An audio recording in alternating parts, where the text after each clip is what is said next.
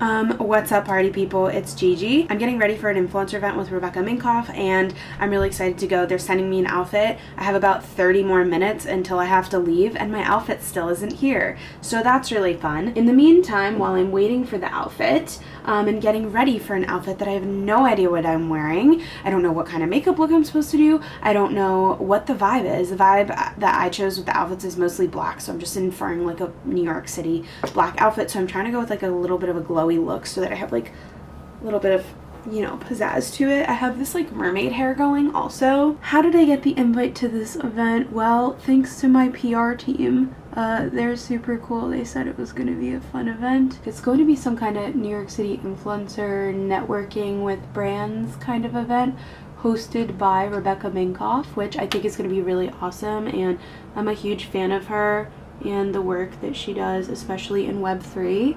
And so I'm gonna go with, this is gonna be an awesome event. I think it's really cool to have a whole team behind me with my PR team and everything, and with Sammy helping me here on the ground. We have a lot of fun, exciting content coming up, and I am going to LA soon. Lately, I've really been thinking about the way that influencers are like not only marketing themselves, but also like how are they tangibly making it in New York or in LA. I posted something the other day on LinkedIn about influencer rates. It really was kind of frying my brain, to be honest, to see how people were reacting and thinking about paying influencers for things, and just seeing the philosophy of real true people in the creator economy and creators and advocates and speakers versus traditional marketers, advertisers, and, you know, entertainment industry professionals. There was like a lot of discrepancy happening. Times are changing. The post was essentially about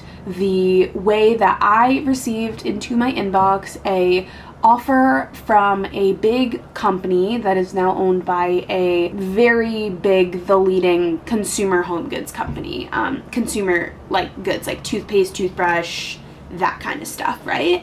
And essentially I was floored because this consumer company has a valuation of about $58 billion. So it's like they have a ton of companies, and their companies have budgets, right? Like, we know that. So I feel like that is just out there in the open, and this is something I don't know if a lot of creators research or go through, but to me, it's a really good way to actually tangibly evaluate what a possible tangible budget for media could be. And the reason why I call it media, not influencer marketing, is because I'm pretty sure people that have an old school way of thinking are thinking of influencer marketing as if it's a sales situation, when in reality they are a media personality, they are a freelancer making photo, video, or hosting even.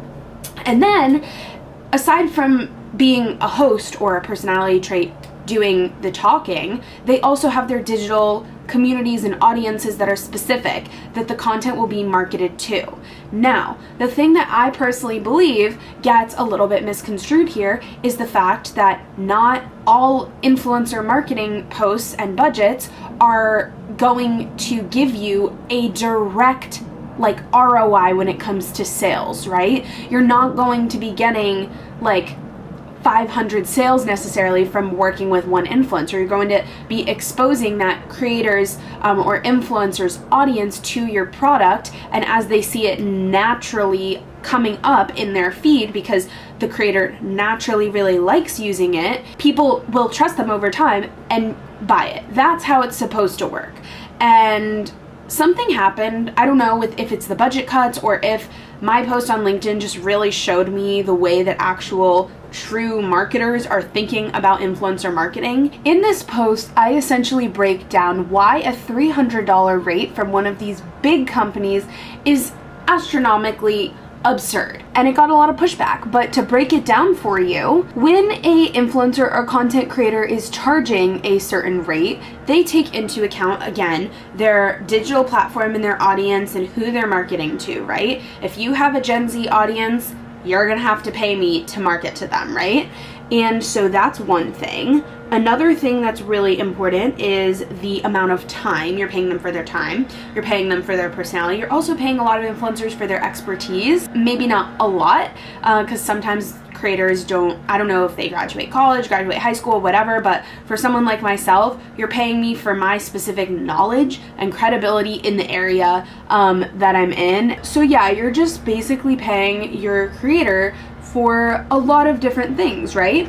On top of that, most creators, if they're doing it right, and if they have a mentor, a accountant, a financial advisor, a manager, an agent that they're paying for, it's likely the money has to come from somewhere, and so they're going to need to be having an LLC or an S Corp, depending on how many people are in their company. And people don't freaking talk about that because it's like a big elephant in the room that creators have businesses, right? And creators are just freelancers. They're freelance contractors. They get W-9s or W-2s contracts to complete the work. It is no different than a freelancer. And everyone seems to think about creators in a very different way. They seem to think about them as, oh, they're just posting on social media, when that's just not the case. That means that you're paying taxes, right? That usually means that you're going to have to take out a third of your income, right? Business. So let's break down that $300 a little bit more, right? So you have $300, let's take a third of it out. So we're down to $200, right? You have to think about the costs and the time involved. Maybe you have to buy props for a video. Maybe you need to hire an assistant, a videographer or something.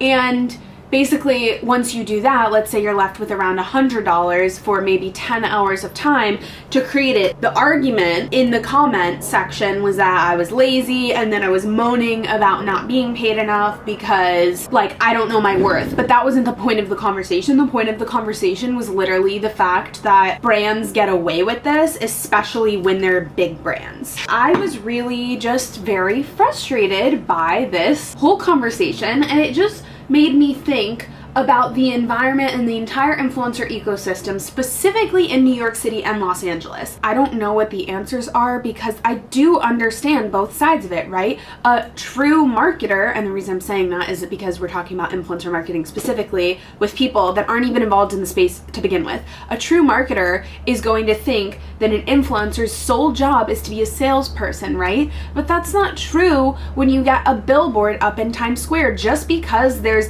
a billboard up in Times Square run by Spotify promoting a new artist doesn't mean I'm going to take out my phone and look up who that artist is. I live in New York City. I have seen this shit my entire life, and I can tell you I have never, ever been inclined to buy a product or look at a product because of a billboard, right? So an influencer could theoretically be the exact same. And so I don't know what the big deal is with people saying influencers are moaning and whining about not being paid. Anyway, I'm gonna get ready for this event, but I hope you enjoyed my rant and you go to my shorts or my TikTok and Instagram reels to look at the behind the scenes of this event if you feel like it.